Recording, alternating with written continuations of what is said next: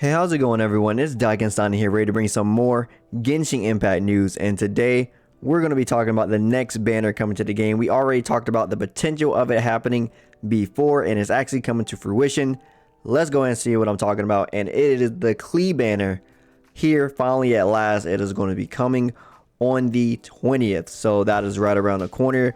That's going to be on server time, so I believe if you're going to be once again my time, East Coast NA, that's going to be on Monday for us. So anybody around my time, that's going to be Monday for us, so just keep that in mind.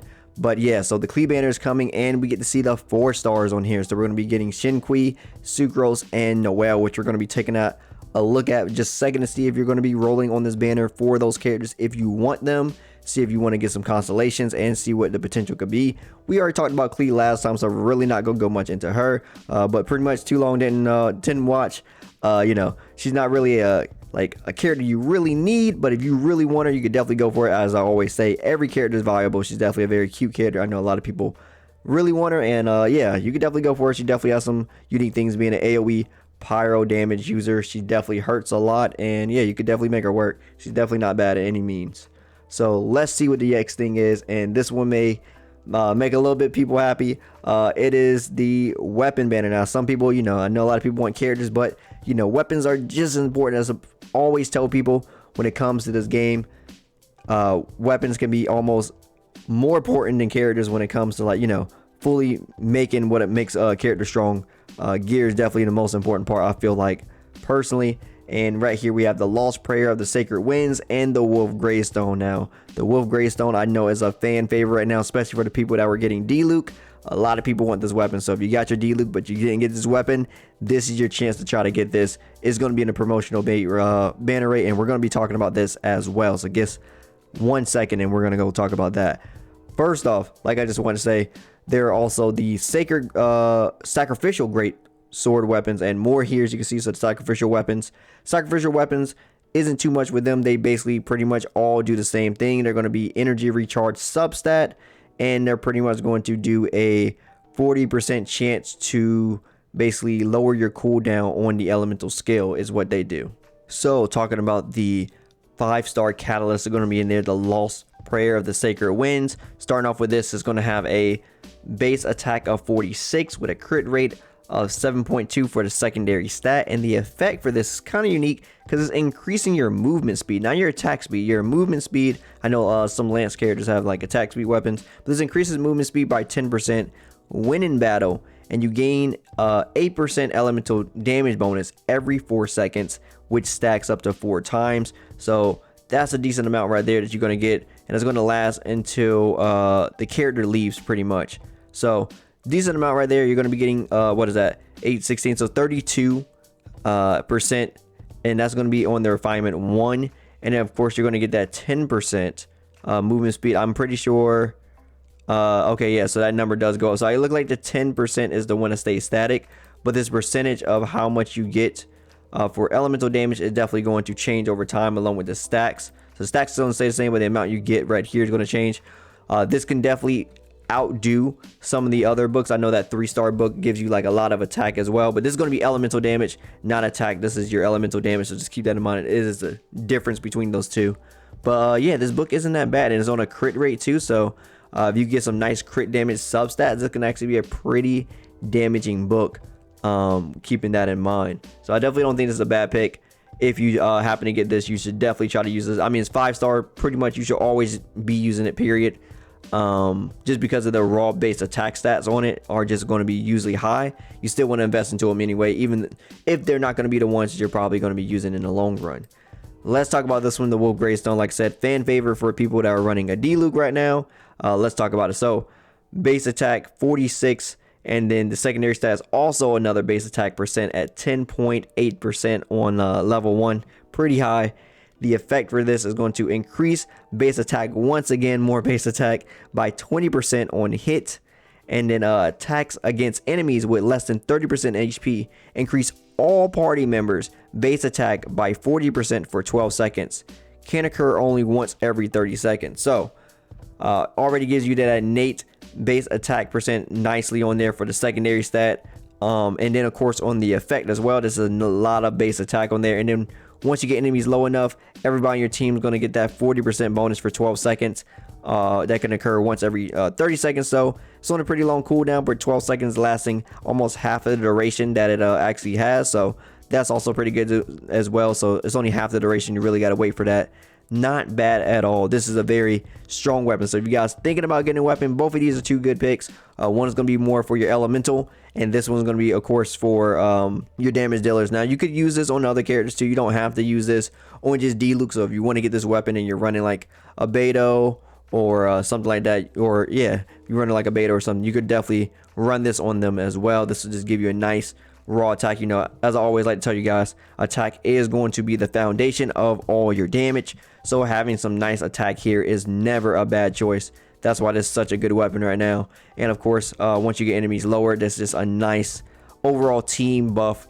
A lot of attack right here, along with that attack going to all party members, so including the character that's already getting this initial attack bonus. That's just a lot of raw damage for when an enemy is near that death state. Alright, so now we're going to be talking about some of the characters here. And of course, everybody pretty much got a Noelle by now. Noelle is one of the characters you're going to be getting for free on the beginner wishing banner. So not too much to say about her. Of course, she does basic strikes when it comes to her basic attack. Her geo, she is a geo unit, so she does have she does do geo damage. She has a shield for her E skill, which actually scales off of her defense. So that when she heals, so the healing amount triggered regeneration HP is going to be scaling off her defense, so keep that in mind as well. It says the shield damage absorption scales based on Noelle's defense as well, so how much she scales as far as her absorption is going to be on that. And normal and charge attacks will regenerate that HP, as I was saying before. So she's going to be able to regenerate HP, she's going to be giving you a shield, and is going to be scaling off her defense for how much she absorbs and how much she heals. Then when she does this, she's going to be doing AoE geo damage when she does her elemental burst. So large AoE geo damage, and it's going to convert her damage into geo damage, and the attack is also going to scale off her defense. So not only is her heals going to scale off defense, her shield is going to scale off defense, but this ultimate damage is also going to scale on her defense as well. So definitely want to keep that in mind. There is a weapon inside the game. I believe it's the white blind is what it's called. It's actually one of the craftable weapons. So if you're going to be building a Noelle, that's like a very good weapon that you can get nice refinements off of inside of the game. So if you start getting Claymore prototypes and you're going to be using Noelle, that's something you definitely want to be considering as a weapon like that. Now these are her constellations right here. While sweeping time and breastplate are both effective, the chance of breastplate healing effects activating is increased to 100. So right now it's at 100, it's at 50%, but you get the 100% once you get this constellation. And you know, best thing about these banners like this, you're going to be getting multiple constellations. So that's why we're just going through the 4-star constellations so you can understand them a little bit more. This is going to decrease the stamina of Noelle's charge attacks by 20% and increase their charge attack damage by 15%. Now another good thing about that weapon I was just talking about is that also increases your attack and charge attack damage by a certain amount for every hit in its stacks. So this will also work with that as well. And if you're going to be using charge attack, then it's also going to decrease the stamina that you're using when you're doing that too. So this is a very good combination. Having this along with that weapon is very good. This is just the standard. Every 3 and 5 are always just an increase inside the elemental skill, elemental burst. So really nothing much to say there. Constellation 4 is when breastplate duration expires or is destroyed by damage, it would deal 400% attack of geo damage to surrounding enemies. So basically when it's about to go away, or if it's, you know, if it takes as much damage as it could possibly take, then it would just do damage to the enemies surrounding it, which is pretty good. So you get some extra damage no matter what happens, if either they break it or if it just, you know, runs out of time. So that's always a good thing. Sweeping time increases Noelle's attack by an additional 50% of her defense. Additionally, every enemy defeated during the skill duration adds 1 second to the duration up to 10 seconds. So you're going to be getting more defense scaling on this if you get a max constellation Noelle, and you're going to be adding more time to the sweeping time, which I believe that is her ultimate. Let me just check real quick. Yes, it is. So that's going to be your ultimate. So you're going to add more time on it. As many enemies you kill and max out 10 additional seconds is what you could get for that. Now Xingqiu is going to be another character with inside of the next banner that's coming. This character is also very unique in some things that they could do. Let's take a look at this. So nothing too crazy about their Basic attacks is normal attacks, 5 rapid slashes. Charge attack's going to consume, of course, the stamina with 2 rapid sword slashes. Nothing crazy there. Their elemental skill is where things start to get a little crazy. So it's going to do hydro damage when they do it, and when the character basically is going to create these rain swords, and they have some special properties. So when a character takes damage, the rain swords will shatter, reducing the amount of damage taken. So you're going to reduce the damage you take when one of these shields are one of these swords are shattered, and is going to increase the character's resistance to interruption. So when you're doing like attacks, or when you're doing elemental skills and they have these rain swords around them, it's going to make it to where it's going to be harder for them to be interrupted. So if you're using like a character like Lisa, you know, where she has that long skill time for when it takes to do her elemental skill, her E, you know, you'll be interrupted a lot less when you have these rain swords around you. And of course, the other thing is 20% of Xingqiu's hydro damage bonus will be converted into the additional damage reduction for the rain sword. So if he has more hydro damage, then that's going to be more damage reduction that he's going to get, and that can be gained up to 24% of this way. It says the initial maximum number of swords is 3, and then of course you get more through constellations. We'll talk about in a second. Using this ability applies the wet status onto the characters. So using this ability applies the wet status. So just keep that in mind as well. So as you can see right here in the talent, so it does the damage amount to do, the damage reduction, so 20% at innate bonus. Duration is 15, cooldown is 21, so not that bad as far as like how long he has to wait. So yeah, that's just going to be a 6-second cooldown pretty much, with the duration and the cooldown together. Then there's this skill right here, which is going to be his ultimate, his elemental burst. This normal attacks will trigger consecutive sword attacks dealing hydro damage. Rain swords will remain at the maximum number throughout the ability duration. So he's going to put the rain swords on again, and he's going to do this. This effect will carry over to other characters. It says it right there. So you don't have to have him out when you do it. You can swap out to any character at any time you start doing normal attacks. These hydro damaging swords will just start like coming down on enemies. Very important things about his passives too. He actually can heal you on top of taking away your damage reduction. So when a ranged sword is shattered, or when its duration expires, it regenerates current character's HP based on 6% of Xingqiu's max HP. So basically, you're going to have these ranged swords around you, and when you take a hit, one is going to shatter. This is going to reduce the damage that you take by currently 20%, and then you will heal 6% of Xingqiu's max HP. So having him at a decent pool of HP will means more regeneration of HP that your characters will receive, and it's dependent on who is taking the hit. So it's whoever was within the ranged swords at the time. So if Xingqiu's not in there, say if you have a Kaya in there, then Kaya would he would get the damage reduction, and then he would get the regeneration of the HP. And then of course they're also going to give him an innate bonus right here.